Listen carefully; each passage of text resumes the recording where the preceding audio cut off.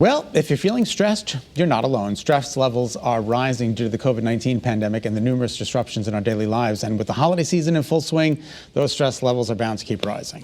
So here to talk to us about managing stress during the season is Allison Brungardt. She's a health engagement consultant at United Healthcare. Welcome. Thanks for being here. Hi, thank you. Thank you for having me on the show today. Is it safe to assume that stress levels are certainly on the rise, Allison? Yes. There are definitely studies out there across New England, across our country. People are reporting higher levels of stress this year than they have in the past.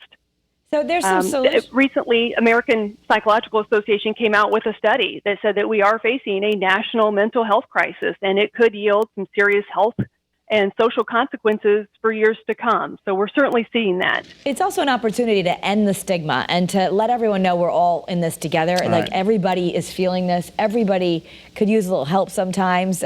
People aren't living the perfect lives you see on Instagram. You say one thing to do is make sure you're monitoring your triggers, like maybe it's financial pressures or too much on your to-do list. Just noticing that and choosing to maybe take a walk could alleviate stress. It could be simple sometimes. Yeah, absolutely. And you know what? We all feel stress and anxiety at times, and that's perfectly normal. We could have a tough work week. We could have some financial burdens, caring for some family members. A moderate amount of stress is okay. It is normal, but it's really those high levels of stress that can be really dangerous to our health. It could lead to high blood pressure, higher levels of anxiety and depression. And then if we don't do those things, like you just mentioned, to take care of ourselves, it could lead to heart disease and diabetes. But there is obviously no one main cure for stress. What do you recommend that we do? I know Kara and I are big proponents of meditation, even yoga, things like that. What do you recommend? Yeah, I think that's a really good point to make, is that there is no one-size-fits-all cure for stress, but there's certainly some things to kind of keep in mind as you can navigate this kind of stressful time of year, especially during the holiday season. You've got to learn to recognize those stress triggers and those relievers.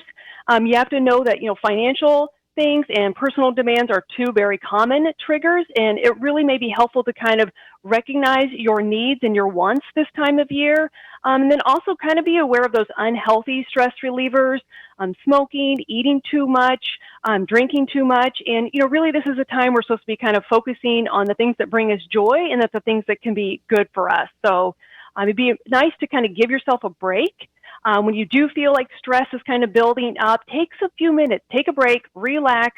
I mentioned kind of meditation, relaxation, calming music.